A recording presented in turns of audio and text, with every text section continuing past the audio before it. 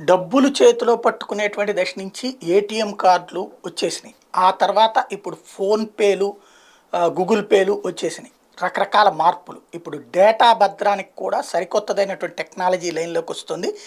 Wallet సైజులో ఉండేటువంటి credit card తరహాలో భారీ డేటా బ్యాంక్. 150 ఏళ్ల పాటు భద్రంగా ఉంచి వైరస్‌ల బెడద ఉండనివ్వనటువంటి ఒక కార్డుని France startup company bio memory ప్రయో ప్రయోగాలు చేసింది. ఎప్పుడు కావాలంటే అప్పుడు బ్యాకప్ పొందేటటువంటి వీలున్నటువంటిది.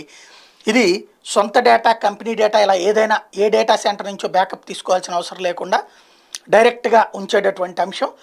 ఇలాంటి సేవలకు సంబంధించి ఇంటర్నెట్ ద్వారా సమాచార సేవలు నిరంతరాయంగా అందాలంటే డేటా సెంటర్లు కీలకమవుతున్నటువంటి నేపథ్యంలో ఆంధ్రప్రదేశ్‌లో విశాఖపట్నంలో ఏర్పాటు కాబోతుంది ఈ కొత్త డేటా సెంటర్ సిస్టము.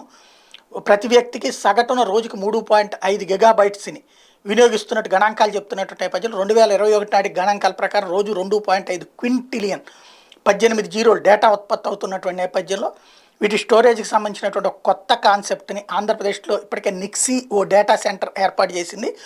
అదే సందర్భంలో 21,844 కోట్ల రూపాయల పెట్టుబడితో అదానీ సైతం డేటా సెంటర్ ఏర్పాటు చేస్తుంది. మరోవైపు డేటా సెంటర్ల ఏర్పాటులో పోటీ పడుతున్నటువంటి దశలో బయో మెమరీ స్టార్టప్ సంస్థ చేస్తున్న ప్రయోగాలతో వ్యాలెట్ రూపంలో డేటా బ్యాంక్ మార్కెట్లోకి వచ్చేటటువంటి పరిస్థితి ఉంది.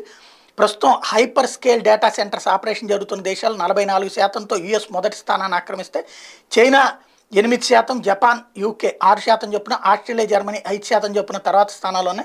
ఈ నేపథ్యంలో పెరుగుతున్న డేటా వినియోగానికి అనుగుణంగా భారత్లో కూడా అడుగులు పడుతున్నాయి. మొత్తం డేటా ట్రాఫిక్ 2025 నాటికి నెలకు 7 ఎక్సాబైట్స్ నుంచి 21 ఎక్సాబైట్స్కి పెరుగుతుందని అంచనా వేస్తున్న నేపథ్యంలో డేటా వ్యాపారం 2022లో $4.9 బిలియన్ ఉంటే 27 నాటికి అది $10.9 బిలియన్ చేరుకుంటుందని అంచనా వేస్తున్న నేపథ్యంలో భారత్లోని అతిపెద్ద డేటా సెంటర్ ఏర్పాటుకు మైక్రోసాఫ్ట్ ముందుకొచ్చింది.